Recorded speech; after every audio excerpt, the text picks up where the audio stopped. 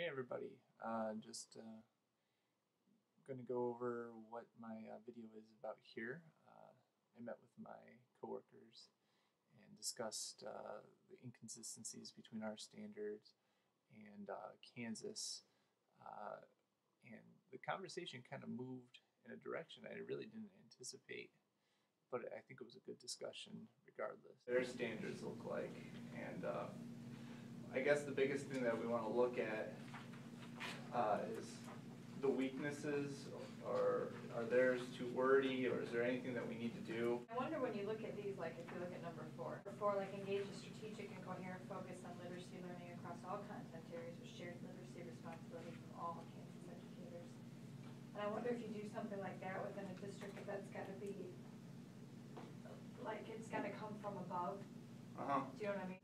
Like if a curriculum person says, hey, you know, like Deb was talking, we're doing like this literacy project next year. Okay, but like you said, we're the ones who do the work, and then everyone else gets to, you know, as they have Noticed in our conversation is that they really got into cross-curricular stuff, and focused on other departments and how they're going to implement writing and reading, and maybe how we could teach them content in ways, or develop rubrics with them to effectively teach reading and writing across the curriculum. I thought this was an interesting part, and something that maybe in future professional development that as a department we can really kind of develop off of, maybe even off of the concept of what I developed here on this professional development and on this website. I was gonna say, but it'll be interesting to see how, if our school really decides that this is something that everybody's responsible for, or still just us. You know, which might be one of the conversations that we need to have, I think, first with the curriculum director.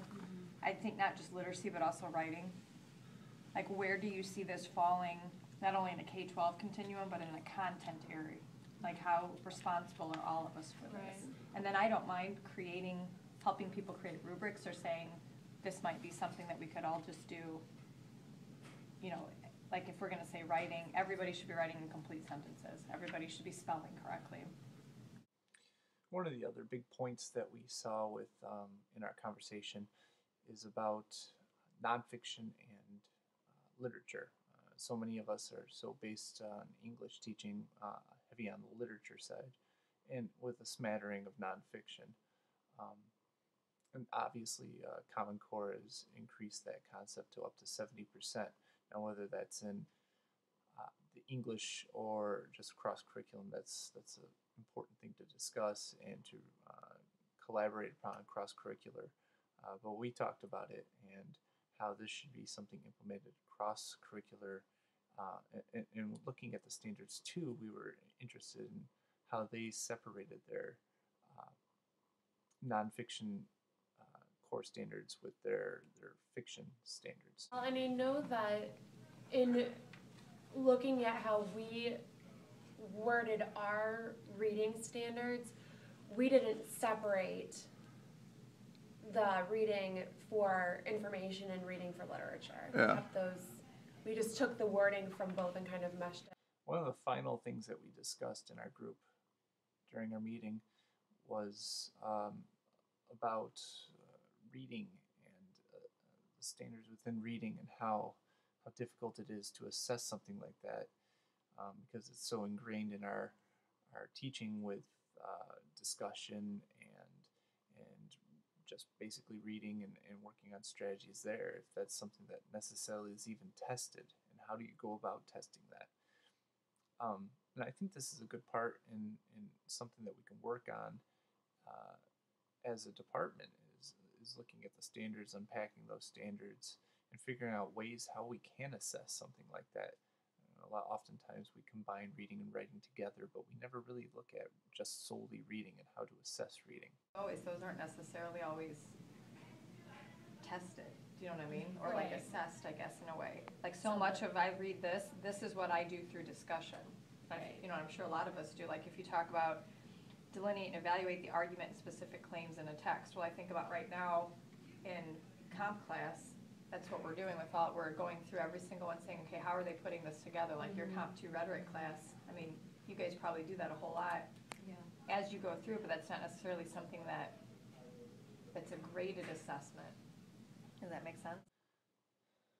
Finally, as a group, what we ended up doing is just writing down a handful of things that we can work on in conjunction with the professional development that I'm going with, kind of our goals, where we're going, cross-curricular, where are we going with that, and things that we can do and discuss with other groups. Meanwhile, in our group, we're going to continue to unpack and evaluate the standards, much like how we see in this video here, kind of leading the way using that template that you'll find later on in the website. Director is the idea of writing, reading, and maybe, I know people have been asking for speaking and listening I think it's important. I'm Speaking surprised and why it's not on listening. here. across the curriculum. I think that's actually the Speaking one of that bridges the gap. Speaking of listening. Oh yeah, here it is. So we can look even at like using, but take these, I think they can be useful when looking at other disciplines for right now. Like I would say that would be our goal, is to say, okay, let's finish what we're doing, and then we can evaluate what we're doing, but I think we can also talk to a new curriculum person and say, hey, what are we gonna do?